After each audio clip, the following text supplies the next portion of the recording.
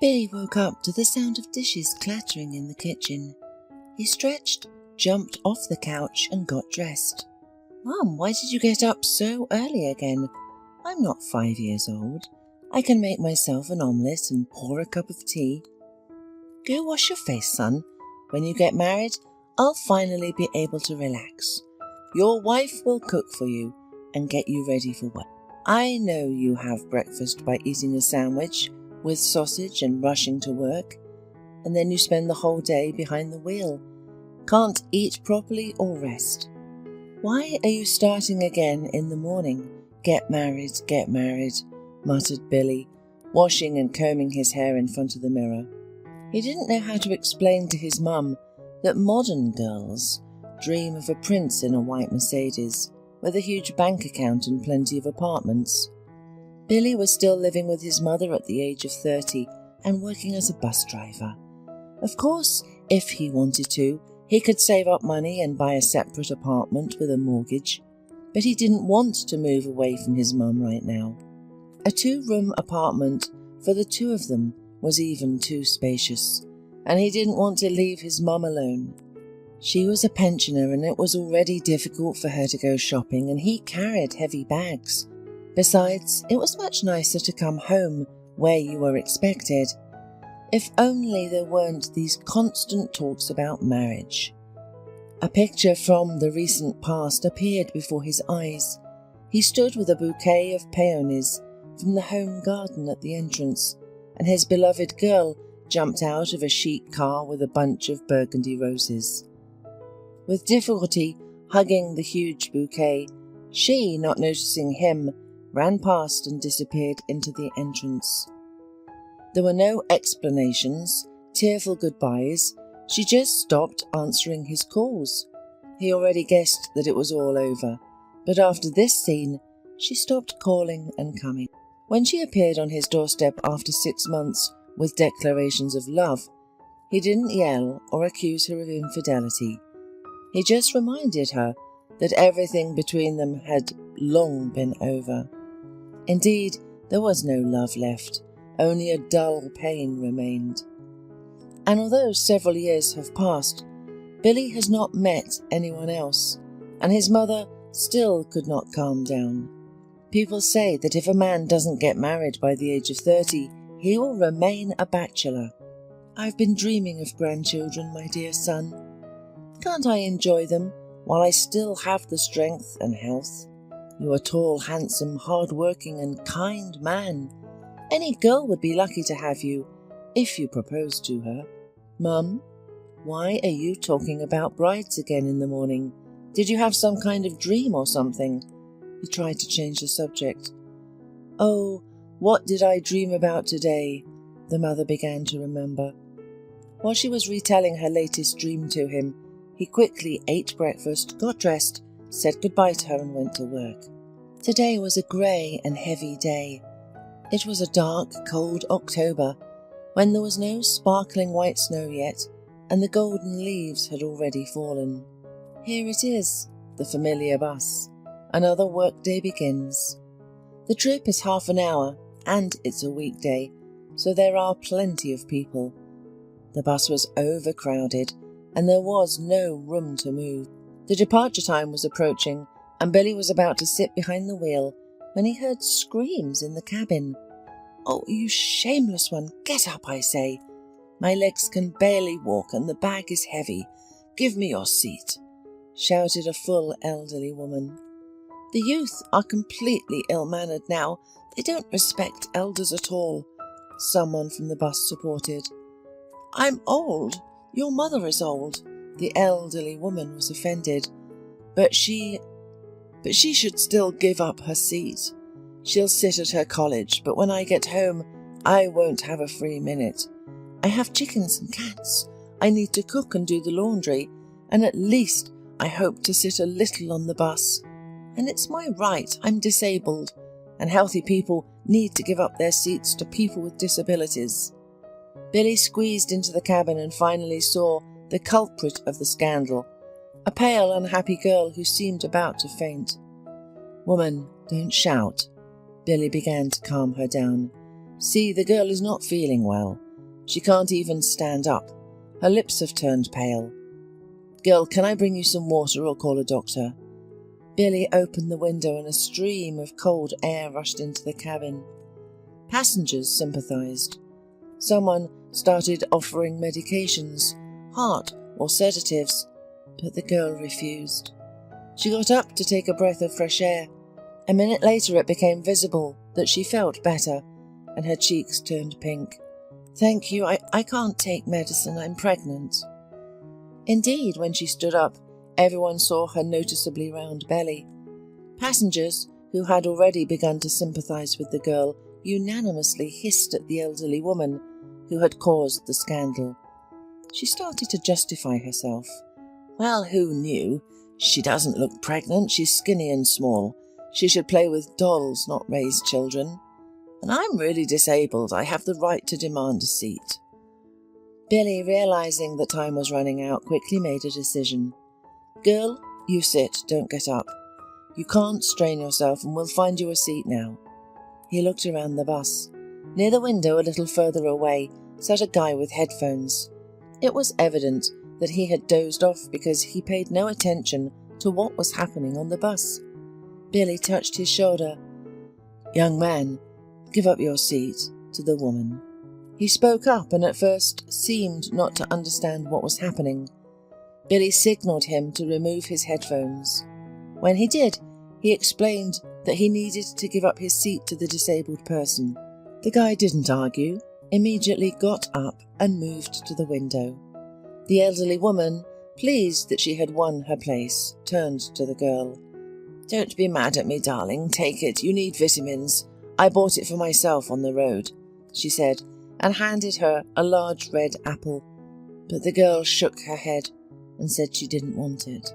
Angrily biting her lips, the woman sat in the vacant seat, took her big bag next to her, and began to look out the window. Billy, noticing that everything was calm, made his way to his seat.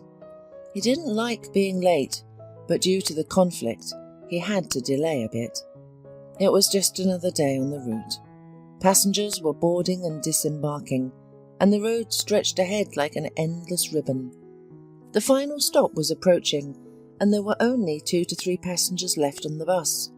It was lunchtime, and there were 2 hours of rest ahead. Already thinking about a hot bowl of soup at the local cafe, Billy was about to leave the bus when he noticed that there was still 1 passenger left on the bus, a pregnant woman. This is the final stop, we have arrived, the driver announced. But instead of getting off the bus, the girl burst into tears. Billy was perplexed and didn't know what to do. Of course, he had encountered all sorts of things on his trips. Once, a passenger was robbed, and he drove him to his destination and gave testimony. Another time, a man got on the wrong bus due to confusion with the address, and Billy drove him back without a ticket. But at least in those cases, it was clear what to do.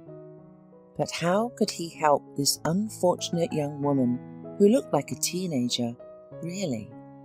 He handed her his handkerchief. Take it, it's clean. She shook her head. What's your name? Who did you come to see? Give me the address and I'll help you find your relatives. However, the girl just cried harder. Realizing that he couldn't talk to her, he took her hand. Shall we go to the cafe together?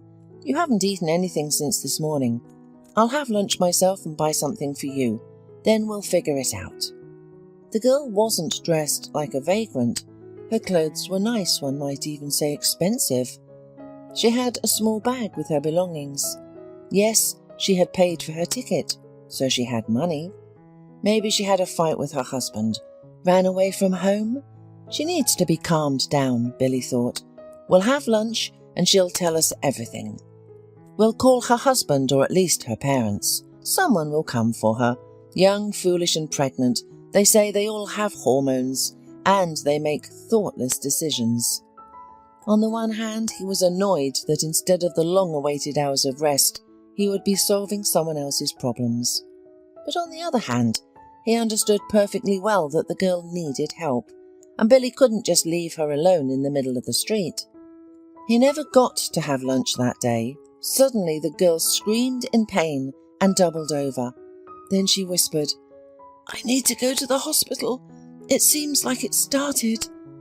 Billy couldn't help but curse loudly, but then he realized that he needed to act. Otherwise, he would have to deliver the baby himself, and he was definitely not ready for that.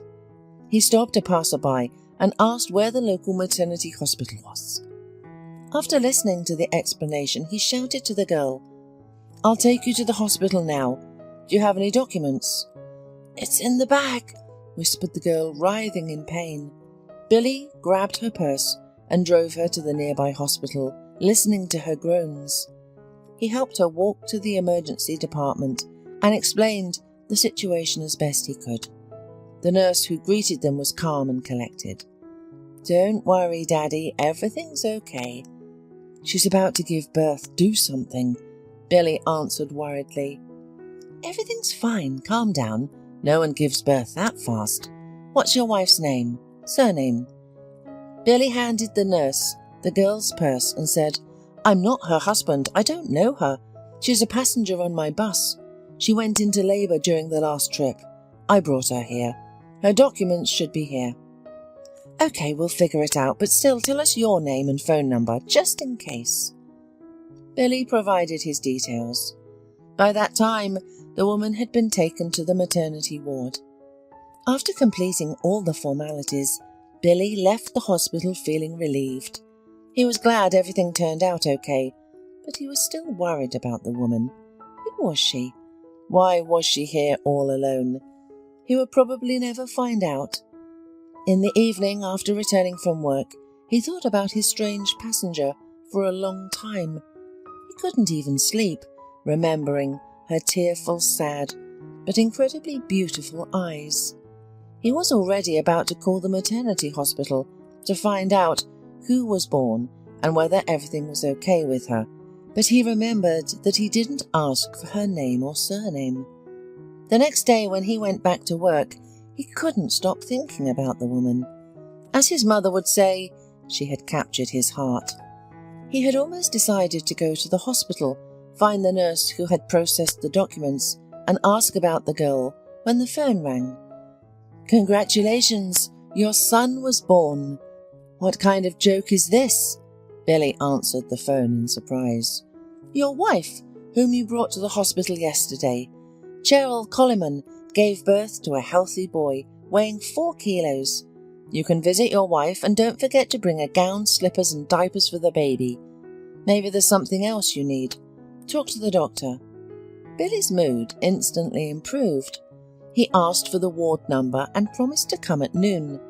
And as soon as he was free, he bought everything he was asked and went to the hospital.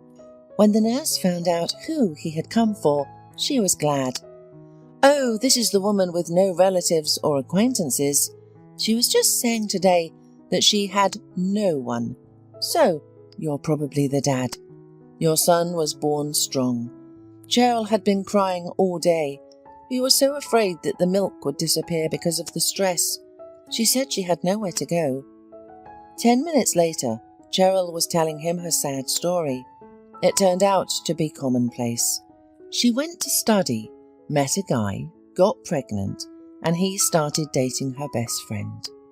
She caught them in bed, couldn't forgive either of them, dropped out of college and went home, but didn't tell anyone what had happened to her. She simply said she would enroll in another college. She hid her pregnancy until the very end. Her mother had died a long time ago, and her father didn't notice until her belly became huge. When acquaintances began to ask whom they were expecting, a boy or a girl, her father finally realized what was happening. There was a terrible scandal. After that, Cheryl packed a few things, took her documents and left home. What kind of father is he? Billy thought. Probably some drunkard. How could he not notice that his daughter was pregnant and about to give birth? But he didn't say anything about it. He simply suggested, "You can stay with me for a while, then we'll figure out what to do. You can't go out on the street with a child. Please let me know when you're discharged and I'll come and pick you up." He just put the facts in front of her by bringing the girl and the baby. "Mum, this is Cheryl. She'll stay with us for a while." At first, Mrs. Webster was surprised, but then she immediately began to fuss. "Come in, daughter, come in, undress, let's have some tea. Let me hold your handsome newborn for a while." Cheryl and the baby were given a separate room. Billy moved temporarily to his living room. When Cheryl and her child slept, he told his mother her story. She just shook her head. "Okay, if it were a bride, but this is a stranger's child, a stranger woman. Why, son, you need to think about your own family, and you don't even know if they're any good. Maybe she's a thief or something else. What if she abandons the child and leaves? Why do we need this headache?" "Mum, she's not an alcoholic or a thief," Billy hesitated. "Where do I take her? Kick her out, onto the street? Perhaps she'll go back to her father later, but for now let her stay." Mrs. Webster grumbled for a long time, but eventually came to terms with her son's decision. Gradually, she grew attached to Cheryl and her son, whom she named Jeremy. One day she even said to her son, "Billy, it's obvious that she's a good girl, educated, well-mannered, with a kind heart but with a child. Marry her and give me grandchildren." Billy didn't say anything, just smiled. He himself wouldn't mind becoming her husband. Almost 6 months had passed. He had gotten used to Cheryl and little Jeremy, and the girl had become attached to him. From the outside, they looked like an ordinary family. The February day that was supposed to be the happiest day of his life became one of the hardest. On February the 14th, he came home with a huge bouquet of roses, asked his mother to look after Jeremy, and prepared a romantic dinner for Cheryl. When they sat at the table by the flickering candles, he proposed to her. Billy hoped she would agree, but the woman became embarrassed, blushed, and went into her room. He took it as a refusal, threw the prepared bouquet on the floor, and left with his friends to a bar. He usually didn't drink, but this time he drank so much that he couldn't stand on his feet. He didn't remember how he ended up at home. The whole day seemed to have fallen out of his memory. He woke up in his bed. His mother was bustling nearby. "Son, did you quarrel with Cheryl or something?" Billy had a headache and didn't want to explain anything. The house was suspiciously quiet. "Where's Cheryl? Where's Jeremy?" he asked. "I was going to ask you the same thing. When we were at our neighbour's with Jeremy, Cheryl came and took him. We hadn't finished talking and I stayed at her place. But when I came back, neither she nor the child were home, and the next morning your friends brought you over." For several days, Billy was sad and resentful. He was sure that cunning Cheryl had taken advantage of his kindness and left, and his friends agreed. "You can't trust these women." His mother was also disappointed. She seemed so well-mannered and sweet. I already loved her like a daughter, and we took her in with the baby. She came to us with just one suitcase. It's a good thing she didn't steal anything. Although I did write down her passport information and address, we would still have found her. "Mum, do you have her address?" Billy asked anxiously. "Yes," she replied. "Give it to me. I'll go see her." "Why, son?" "I want to look her in the eye and ask her why she did this to me, and I would like to be sure that they are safe." Mrs. Webster hesitated for a long time before giving him Cheryl's address, but she eventually handed him a piece of paper and said, "I'm going with you." No matter how much Billy argued, his mother wouldn't give him the address. She said she would show him the street and the house if he took her with him. So they had to go to Cheryl's together. Billy had already imagined an old house on the outskirts of the city, her father in an old jacket, shabby walls and furniture. But strangely enough, they arrived at an elite neighbourhood. Approaching a solid mansion, Mrs. Webster and Billy began to look for the right house. "Hey, what are you looking for over there?" shouted the guard. "If you came to apply for a job, the nanny has already been hired. You're too late." "We're here for Cheryl Coleman," Billy said. "Do you have an appointment?" The guard looked at them suspiciously. Before Billy could say anything, the door opened, and an elderly man and Cheryl came out.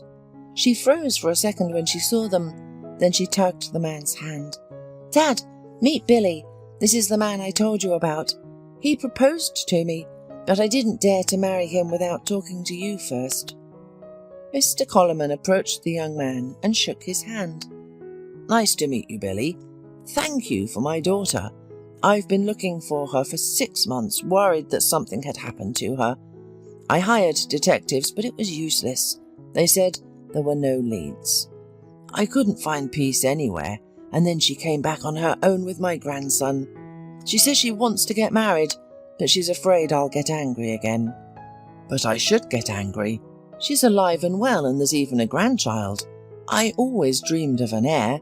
I'm just an old fool who lives at work, spinning around all day and not seeing anything around me. And what do I need all this wealth for if there's no one dear to me nearby? Get married. I bless you. I want to rest a little. I'll help raise my grandchild. You'll be my assistant. I wouldn't trust anyone else, but I trust you. You're a good guy." Billy, stunned by everything that was happening, looked only at Cheryl. "So you agree?" "Yes," the woman replied, and she threw herself into his arms. And Billy's mother stood there, happy and content. That was her son. What a good man. He helped a poor, unfortunate woman in distress, and it turned out she was like a princess. Miracles do happen.